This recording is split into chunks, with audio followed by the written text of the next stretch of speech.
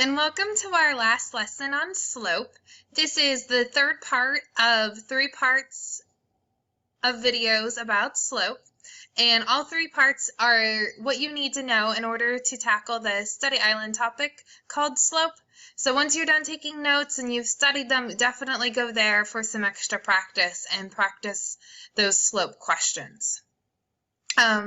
Today we're going to be looking at how to do slope in word problems.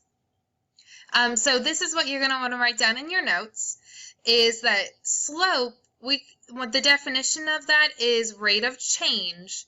So oftentimes in word problems, the key word that we look for is per, because it's telling us it's changing per this. So that helps us identify the slope number. And then the other number that we're going to want to be able to identify is our Y-intercept number. And as you think about it, the Y-intercept, a line can only touch the y-axis once. So it's going to be the number that only happens once. And as we look into some examples, that's going to make more sense.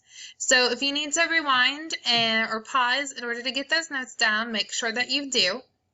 And then also, you can, if I continue to go too fast, you can always pause and continue to take notes. And you can also pause at the beginning of a question, figure out what you think the answer is, and then watch the video to double check yourself. So I'm excited that you're here, and let's look at some examples.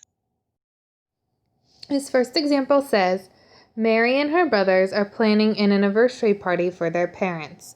The location they are planning to use has a base cost of $800, and food for each guest will be $20. Which of the following graphs best represents the cost of the party? So right off the bat, I see 2 numbers.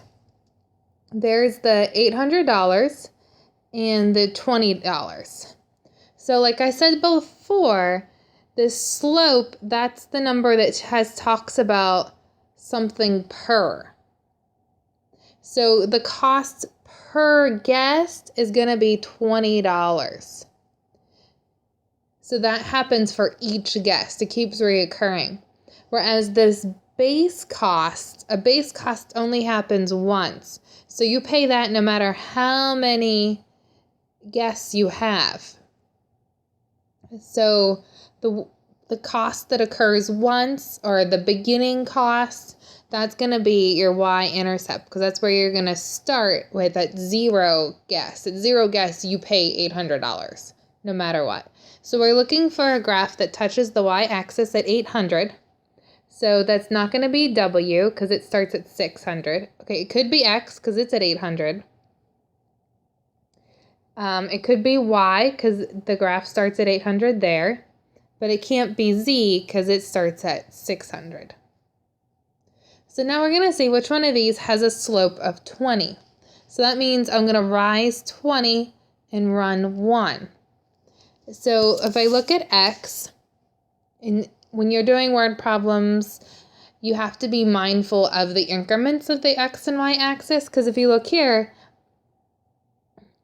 if I count my rise from here to here, it looks like 1 over 1 because it's 1 block, 1 block. But if I go from 800 to 1,000, I'm actually rising 200.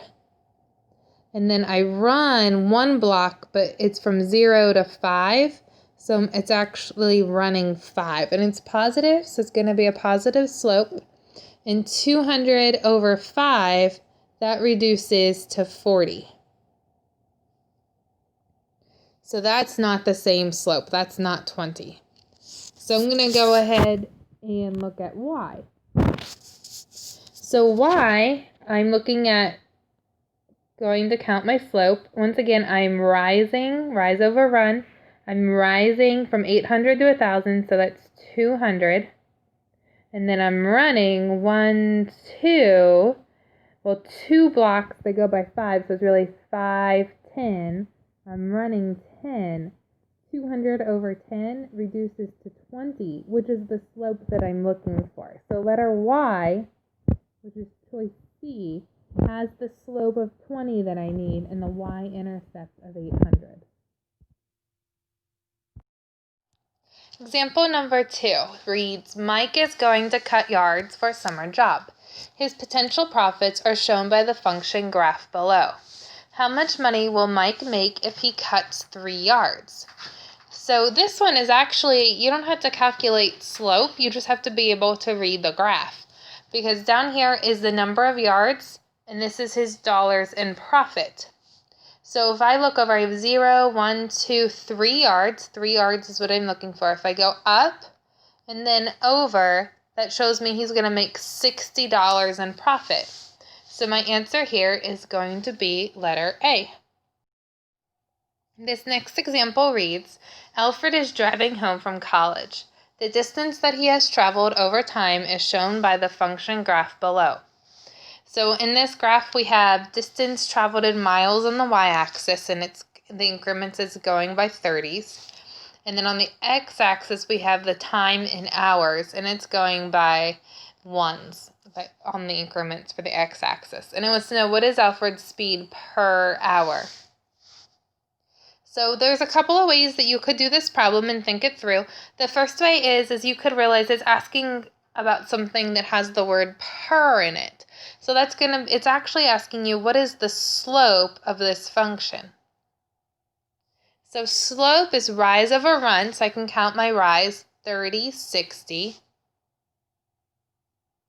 And my run is 1. And it's an uphill line, so it's a positive slope. 60 over 1 simplifies to 60. So it's 60 miles per hour is A. Another way you could look at it is just to think through reading the graph. So in the first hour, he goes 60 miles. In 2 hours, he goes 120 miles. Well, that's 60 plus 60. So for every hour, he goes another 60 miles. So he's going 60 miles per hour, every hour. This next example reads, Jim is riding his bike home from school. The school is 9 miles from his house, and he rides his bike at a constant speed of 12 miles per hour. Which of the following graphs best represent Jim's trip home? All right, so we have different graphs, and I always like to make sure they have the same labels. So we have on the y-axis miles from home, and those all match, and they're all going by ones. And then on the x-axis, we have time in minutes, and those are all going by increments of 15 minutes. So if I go back from the word problem, it tells me that the school is 9 miles from his house. And he rides his bike at a constant speed of 12 miles per hour. Which of the following graphs best represent his trip home? All right, so I have those two numbers. Well, the 12 miles per hour, that has that keyword per in it. So that tells me that's the number that's changing. That's the rate of change. So 12 is going to be my slope. And then the 9 miles from his house, he's starting 9 miles from his house. That only happens one time. So that's going to be my Y-intercept number. So I'm going to look for a graph that matches these two facts. So first I'm going to look to see where the graph touches the y-axis at 9. So W, it touches at 9. X, it crosses the y-axis at 9. Y, it crosses the y-axis at 9. Z, it doesn't. It's down there at 0, so Z can't be an answer. So now I'm going to look for slope. And because he's getting closer to home, his miles from home are decreasing. That's why all of these are actually going downhill. So I'm actually looking for a slope of -12. And there's one other thing that I have to be mindful of, is the graph talks about time in minutes, whereas this slope 12 is miles per hour. So I have to find out how many miles this is per, instead of 1 hour, I have to think about that in minutes so that it matches that graph. So down here, this is 12 miles per 1 hour, but I need that to be minutes, so I'm looking at 12 miles per 60 minutes. And that's going to be 12 over 60 is going to reduce to 1 over 5. And like I said, since he's getting closer to home, these are downhill lines, so I'm looking for a slope of negative 1 over 5. So this one just has that little extra step in it that lots of people miss and get confused by, and it's just you have to get your hours and minutes to match, your units to match. So let's go ahead and look at the slope of the first one. So here, rise over run. I'm going from this point on the grid to this point on the grid. Remember, you need it where it crosses those corners. So my rise is down 1, 2, 3. So down 3. And then I'm running 15. So one block here counts as 15. So 3 over 5 reduces to 1 over 5. Sorry, 3 over 15 reduces to 1 over 5, and it's a downhill line. So it's negative 1 over 5, which is the slope that I'm looking for. So my answer here is going to be W. And if I were you, I would go ahead and double check that the other two, X and Y, don't have the correct slope also. That way you can make sure you didn't make a mistake somewhere. All right, so in this example, it says, Scott is draining his swimming pool. The pool contains 12,000 gallons of water. It can be drained at a rate of 12 gallons per minute. If the X represents the number of minutes the pool has been draining and Y represents the amount of water in the pool, which of the following is correct about the Y-intercept of the graph relative to this situation? So that sounds really long and maybe it's a little bit confusing. But all I want to know is, what does the Y-intercept represent? So remember, we said the Y-intercept is that number that happens one time. It's that number that is where the pool is starting at. So in this example, the pool is starting full. So the Y-intercept is going to be where it starts when it's full. So let's look at our choices. A is the Y-intercept represents the number of minutes it takes to drain the pool. Well, that's not the case. That's not something about where, that's the process of draining. It's not where the pool starts.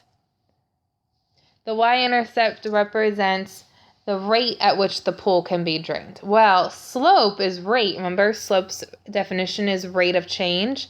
So that's not going to be the Y-intercept. C, the Y-intercept represents the amount of pool water in the pool before it had been drained. So it's for at the starting of the draining process, how full is it? Where does it begin at? Well, yeah, that could definitely be the Y-intercept because that's a beginning number. That's a starting number. All right, and then let's look at D. The Y-intercept represents the amount of water in the pool after it had been drained. So that's not where it begins at, that's where it ends at. So it's not going to be D. So my answer here is C. Okay. This next example says a local college has 309 students when it first opened. Each year thereafter, the student population increased by 70 students. If the student population increases by the same amount each year, which of the following tables represents X and the number of years the college has been open, and Y, the number of students? All right, so I'm going to make this a little smaller so we can see all the tables. So here we are given two numbers. We're given 309 as the number of students when it started. So it hasn't been open at all. When it first is open, it starts at 309. And then every additional year after that, it increases by 70. So this 309, that's going to be our Y-intercept. So that's where it's going to start. So that means when X is 0, our Y is 309, the number of students. So A is good, B is good, C, that one we can rule out because it doesn't have that 309 for that first year, that opening year. And then D is good. So now we're going to see which one of these increases by 70. So that means, okay, it's been open for 1 year. So 309 plus 70 is 379. So after 1 year, it's been open, it should say 379, which A does not, so it's not A. B does not, so it's not B.